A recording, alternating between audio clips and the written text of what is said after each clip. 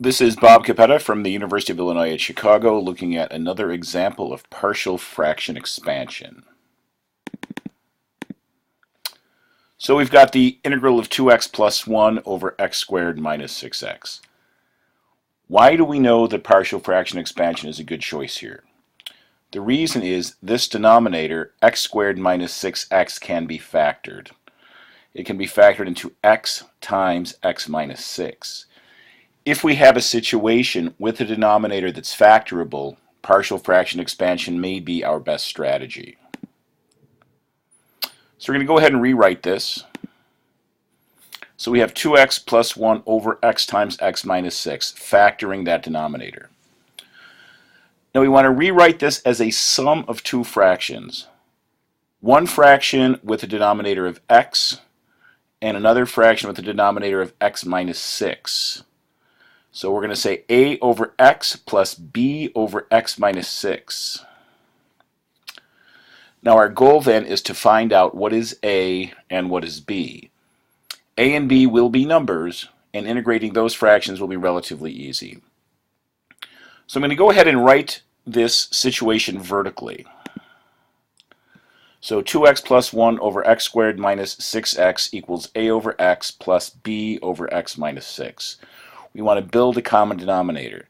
The common denominator is going to be x times x minus 6. Already this first fraction, x squared minus 6x, has x times x minus 6 as its denominator. But we want all three pieces to have that. So again, first one, 2x plus 1 over x times x minus 6. I want a over x to be some numerator over x times x minus 6. And I want b over x minus 6 to be some numerator over x times x minus 6. So thinking about it, to get from this fraction to this fraction, x minus 6 was multiplied on the bottom. So to be fair, x minus 6 must have to be multiplied on the top. For this fraction, to get from here to here, we multiplied by x on the bottom. So we'll have to multiply by x on the top. And this is what we have. Now recognize, if the x minus 6 would cancel here, we're left with a over x. If the x's would cancel here, we're left with b over x minus 6. So we're making an equivalent fraction that is the same as the one on the left, but has x times x minus 6 as the denominator. So our goal is to solve for a and b. So we're going to use algebra to solve for those values. So let's go ahead and expand. Let's distribute the a. So a times x minus 6 would be ax minus 6a. You can see that. B times x is just bx. So looking at these fractions, 2x plus 1 over x times x minus 6 equals ax minus 6a over x times x minus 6 plus bx over x times x minus 6. So we achieved our goal of writing everything with the same denominator, and simplifying it, we can see that this is our version. So we have a common denominator to the right side of the equal sign. We can express that as a single fraction. And then combining things, we can make that look a little bit cleaner. So ax plus bx minus 6a. And then we can factor the x out of these two terms.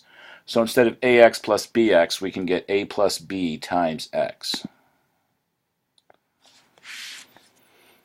So let's take a look at this for a minute.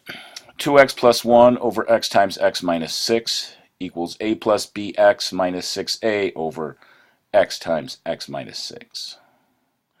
The denominators are the same, so the numerators have to be the same.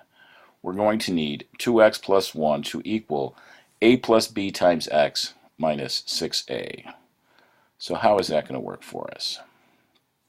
Well, the x terms must be the same. So 2 will have to equal a plus b, and the constant terms, 1, is going to have to equal negative 6a.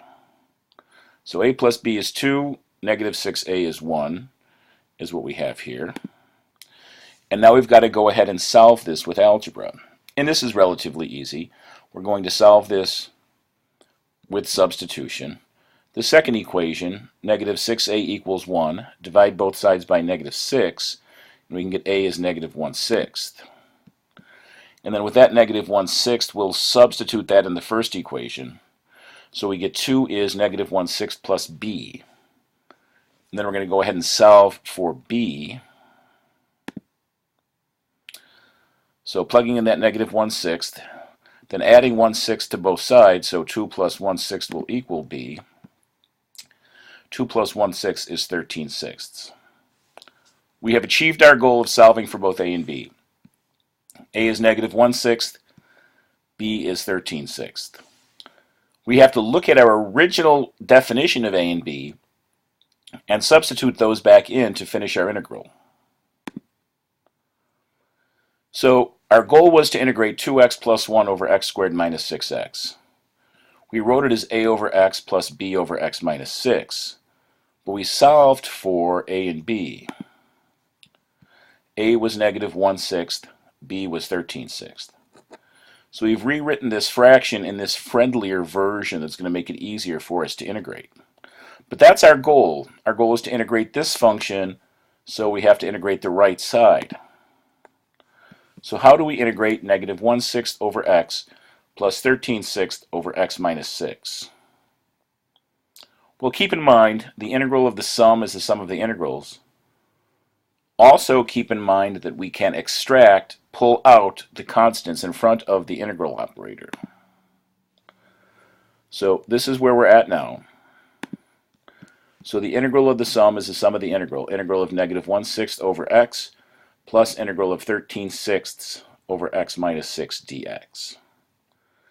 Next, the negative 1/6 comes in front of the integral sign, the 13/6 comes in front of the integral sign. So we get this. Now to finish the problem, one small thing we have to do. Integral of 1 over x is easy. That's natural log absolute value of x. I encourage you to do a u substitution for this second part. So let's let u equal x minus 6, and then we can go ahead and finish that. If u is x minus 6, the derivative with respect to x of u is the derivative with respect to x of x minus 6. du dx is 1, so du equals dx. X minus 6 is u, dx is du, so we get here. Integral of 1 over x log absolute x, replacing our u's here. Now the integral of 1 over u is just log absolute value of u plus c. And then the last thing we need to do to finish the problem is to replace the u with the x minus 6 that we have here. So let's quickly do that. So here's where we are, replacing the u with the x minus 6.